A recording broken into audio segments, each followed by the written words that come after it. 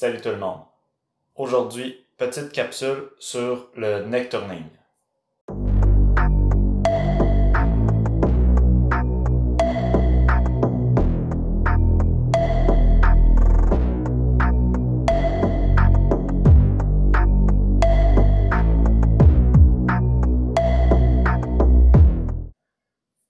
Ce qu'il faut savoir avec le neck turning, c'est que c'est une étape qui n'est pas obligatoire pour le rechargement moyen, c'est pas du tout nécessaire, mais dans certaines conditions, c'est une étape qui vaut la peine d'être faite. On va passer au travers, on va voir les avantages, les raisons en fait de pourquoi on devrait faire du neck turning pour ceux qui vont le faire, puis pour les autres, ben, c'est juste une capsule qui sera intérêt public. Ce qu'on appelle le neck turning, en fait, c'est d'égaliser l'épaisseur du neck de la douille. Tout le neck de la douille, qui est la section dans laquelle le boulet vient s'assire, est normalement usiné avec une bonne tolérance, mais on se rend compte quand on neck tourne ou quand on prend des mesures que l'épaisseur de tout le tour du neck est pas toujours égale, ce qui va résulter en des pressions différentes à différents endroits du col sur le boulet. Et d'une douille à l'autre va donner des pressions qui peuvent différer aussi. Ces changements de pression-là peuvent venir affecter un peu la précision de nos balles, selon aussi la tension qu'on met avec les bushings ou sans bushing, avec les expanders, etc. C'est toutes des variables qui peuvent venir impacter la précision. Ce qu'on essaie de faire avec le neck turning, c'est d'uniformiser la tension qui va être faite sur le neck au niveau du boulet. Une chose importante à aborder, pour certaines personnes, c'est une étape qui est nécessaire, qui est obligatoire à faire. Moi, je vois deux situations rapidement là, qui peuvent nécessiter le neck turning absolument. La première est au moment où vous faites chambrer un canon custom et vous prenez les specs d'un tight neck. C'est-à-dire que le reamer, qui est le couteau qui va donner la forme à la chambre, est fait serré au niveau du neck. Admettons, ça c'est un calibre 22, c'est un 22 BR. Donc, la grosseur, l'épaisseur du neck, je ne sais pas si vous le voyez, l'épaisseur du neck, 0.252. Donc, on va dire que un tight neck là, dans l'intérieur de la chambre pourrait faire 0.253, ce qui est vraiment, vraiment serré, ou voire même 0.252,5 là, mais mettons 0.253. Donc, c'est vraiment, vraiment très limite entre ce qu'on a sur le neck de la douille et ce qu'on va avoir dans la chambre, ce qui va résulter, après certains tirs ou sur certaines douilles qui pourraient être un peu plus épaisses, dans des tensions, donc de la difficulté à fermer la douille à l'intérieur. Donc ça peut devenir problématique avec le temps. À ce moment-là, si vous avez un tight neck dans votre chambre, mieux vaut neck tourner. En fait, vous n'aurez pas le choix de neck tourner éventuellement, donc mieux vaut le faire pour être sûr que l'épaisseur de la douille va correspondre à ce que vous avez finalement dans votre spec custom à l'intérieur de la chambre pour le neck. Les deuxièmes personnes que je vois qui sont obligées de neck tourner sont ceux qui achètent des douilles avec des necks plus épais faits volontairement. Je sais que Peterson le font par exemple pour les Creedmoor. Ils font un neck qui est beaucoup plus épais dans l'idée que les gens vont neck tourner à l'épaisseur qu'ils ont besoin pour la chambre de leur carabine. C'est les deux exemples que je vois de gens qui sont obligés de neck tourner. Pour les autres, c'est pour aller chercher un maximum de précision, mais comme j'ai dit, c'est pas une étape qui est obligatoire. Moi, je le fais pour certains calibres, pas pour d'autres, selon aussi la qualité des douilles. La plupart des bonnes douilles ont pas nécessairement besoin d'avoir du neck tourné, mais si vous achetez pas cher vos douilles puis vous voulez aller chercher le maximum de précision, c'est une étape qui vaut la peine d'être considérée. Petit ajout, entre-temps, j'ai pensé à une troisième situation où les gens peuvent être obligés de neck tourner. En fait, c'est si vous faites des neck down de calibre. Donc, si vous voulez faire des calibres Wildcat. C'est l'exemple parfait, en fait, ma 22 BR. On est parti de douille de 6 BR qu'on a necké down à 22. Donc, on est allé chercher une partie de l'épaule pour repousser vers le neck quand on l'a réduit. Ce que ça l'emmène, c'est qu'à l'intérieur, comme l'épaule est plus épaisse que le neck pour les douilles Lapua de 6BR, quand on vient reprendre une partie de l'épaule pour l'emmener dans le neck, quand on size down, ce que ça va faire, c'est qu'on va avoir ce qu'on appelle un donut à l'intérieur du nouveau neck qu'on a extensionné. Ce que ce donut-là va faire, c'est que si on essaie de seater un boulet au travers, on va avoir des gros problèmes de pression au niveau du donut. Après un tir, le donut va sortir à l'extérieur. Et à ce moment-là, ben là, on peut avoir des jams aussi. Donc, finalement, quand on fait un size down, un neck down, ou des calibres Wildcat ou des choses comme ça, donc on part d'une certaine douille, puis on change le calibre finalement que la douille était destinée à, on peut se ramasser avec des donuts. Si on se ramasse avec des donuts, à ce moment-là, moi, ce que je fais, c'est que je passe un expander à l'intérieur pour faire sortir le donut du côté extérieur de ma douille. Puis à ce moment-là, je fais un neck turning pour aller découper le donut qui est maintenant à l'extérieur. Il y a d'autres possibilités. Il y a tu peux acheter un reamer, là, un couteau qui va venir enlever le donut à l'intérieur directement de la douille, mais bon, j'ai les outils pour faire le neck turning, je trouve ça plus simple, puis en même temps, ça vient égaliser toutes les épaisseurs de mes douilles. Avant de faire un neck turning, ce qu'il faut savoir, c'est qu'il faut s'assurer que toutes les aspérités sont à l'extérieur du neck. Si les épaisseurs sont différentes à l'intérieur puis qu'on fait un neck turning à l'extérieur, on ne viendra pas nécessairement régler les enjeux de tension qui sont différents tout le tour. Donc, ce qu'on va faire en règle générale, c'est passer un expander dans la douille pour s'assurer de l'uniformité interne du neck et de sortir toutes les aspérités à l'extérieur. Puis à ce moment-là, on va faire le neck turning. Pour faire ça, il faut s'assurer que le mandrel d'expansion correspond dans les grosseurs au mandrel de turning. Un mandrel, c'est le terme qui est utilisé pour, je vais appeler ça un pilote, là, mais c'est le guide. Donc, il y en a un qui sert à faire l'expansion, qui est mesuré à tant de millièmes de pouce pour assurer l'uniformité à l'intérieur. Et il y a un autre mandrel qui sert à guider puis à garder droite la douille au moment où on va faire la découpe. En règle générale, si on achète deux mandrels d'une même compagnie, ils vont déjà, les grosseurs sont déjà faites pour fitter les unes les autres. Donc, première étape, on va faire l'expansion. Passer l'expander, c'est une étape aussi qu'on a abordée au moment où on parlait de faire le resize de la douille. Donc, on peut utiliser un expander à part de notre die ou intégrer à notre die. Si on utilise un intégré à notre die, on va devoir normalement passer un expander à part qui a le size désiré pour passer à l'intérieur du neck turning.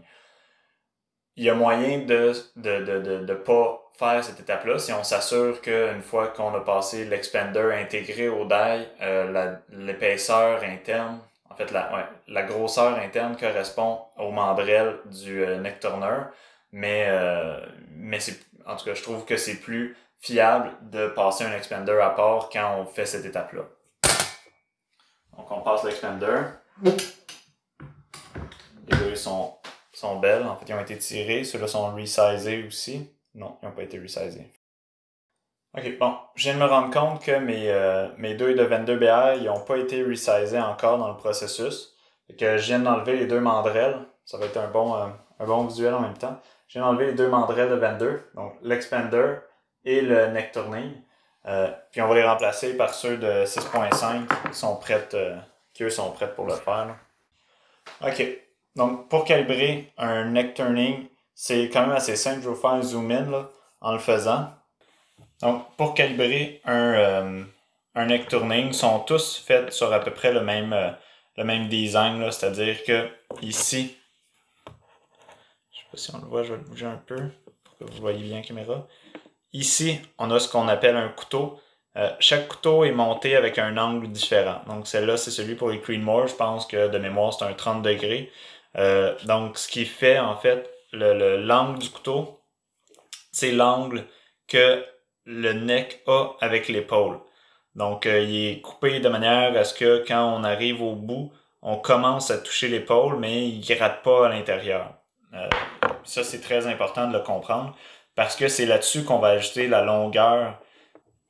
Donc, j'ai déjà passé la douille à l'expander. Donc, on voit que quand je la mets dans le die, il n'y a pratiquement aucun jeu. on va relever le couteau.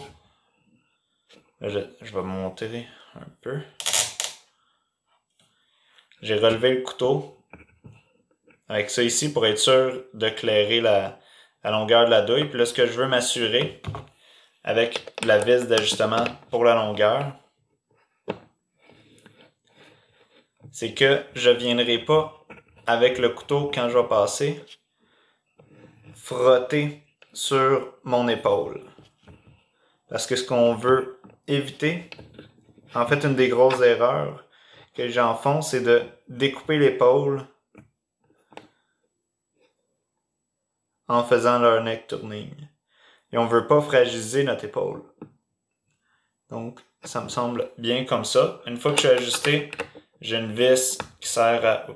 J'ai une vis qui sert à la barrer. On va juste la tenir pour être sûr que rien ne bouge. Et voilà. Donc là, l'ajustement de la longueur est fait. Il reste juste à ajuster la profondeur avec laquelle on va découper nos douilles. Bon, si vous avez les outils, si vous voulez les mesurer parce que vous savez exactement combien vous voulez aller, ça vous prend des outils pour. Là, moi j'ai un caliper, mais c'est pas suffisamment précis pour faire ce qu'on fait. Il existe des outils spécialement faits pour mesurer l'épaisseur des necks. Comme moi, j'utilise juste le neck turning pour uniformiser mes douilles ou pour enlever les donuts. J'ai jamais eu besoin de mesurer exactement c'était combien mes douilles. Mais si jamais vous le faites pour, par exemple, avoir une chambre qui est tight neck, des choses comme ça peut être vraiment pratique de faire l'outil plutôt que d'y aller par essai-erreur. Donc, moi, pour faire l'ajustement de combien je vais découper, on assit l'outil à l'intérieur. L'idée, en règle générale, quand on fait un neck turning juste pour uniformiser, c'est d'enlever à peu près 1 millième d'épaisseur de douille. Donc, il n'y a pas besoin d'aller creuser très très loin. Puis, vous allez le voir, c'est assez facile visuellement à reconnaître quand on arrive à une certaine épaisseur. C'est-à-dire que quand on enlève les aspérités, il y a juste certains endroits qui vont découper pour enlever du matériel, il y a certains endroits qui vont rester avec la teinte d'origine un peu sale de la douille. Puis à ce moment-là, on peut descendre le couteau par ingrément ça doit être des 10 millièmes, là, sont vraiment, vraiment précis, les 21 Century. Mais on descend par petit ingrément, jusqu'à ce qu'on arrive à enlever finalement toutes les aspérités et qu'on aille découper uniformément sur l'ensemble de la douille sans enlever trop de matériel. À ce moment-là, on peut passer plusieurs autres douilles. Moi, ce que j'aime, c'est qu'une douille, une fois de temps en temps, garde certaines tâches pas de l'outil de découpage. Donc, ça veut dire que ce qu'on enlève, c'est réellement sur la limite de l'uniformité et qu'on n'en enlève pas trop de matériel sans raison. Donc, on va faire un exemple ici. On va sûrement bien le voir. Donc, vous voyez, en ce moment, je coupe absolument rien. Je peux vous faire un zoom in. En fait, ici, c'est les chiffres que moi je vais faire. Donc, je vais vous montrer rapidement.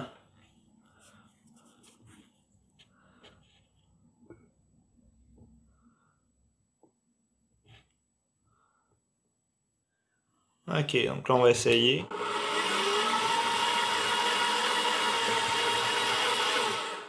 Donc, vous avez vu, on n'a rien découpé. Je vais vous reculer une petite affaire. Juste pour avoir un peu plus de lumière puis mieux laisser la caméra focusser un peu. Ok, donc on va rajouter 1 millième, on va voir. Toujours rien découpé, on va rajouter un demi-millième. Toujours rien, demi-millième.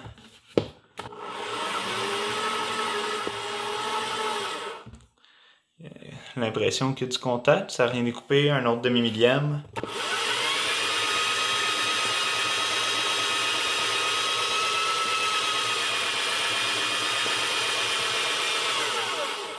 Et voilà, on a découpé un peu.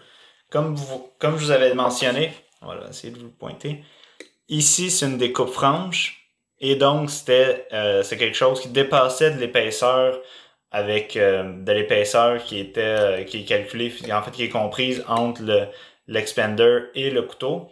Et la section ici n'a pas été touchée.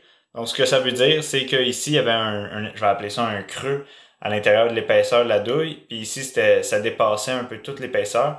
Et c'est à peu près cette différence-là. Donc, quelques petits creux comme ça qu'on est capable que moi, je trouve safe d'aller chercher. C'est-à-dire que j'ai coupé un peu de matériel, mais pas trop. Donc, je peux aller creuser non plus dans toute l'épaisseur, mais je vais réussir à uniformiser ma tension.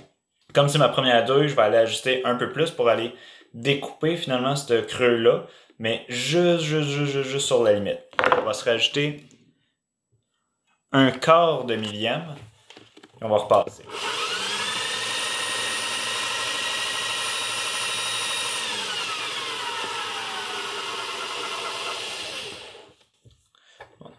Il y a des fois des petits morceaux qui viennent se coller. On va aller voir. Ouais. Fait que là, on a creusé. Un quart de millième a découpé la petite touche qu'on avait tantôt. Mais il reste encore des tout petits spots qui n'ont pas été coupés. À ce moment-là, on peut se rajouter un autre quart de millième.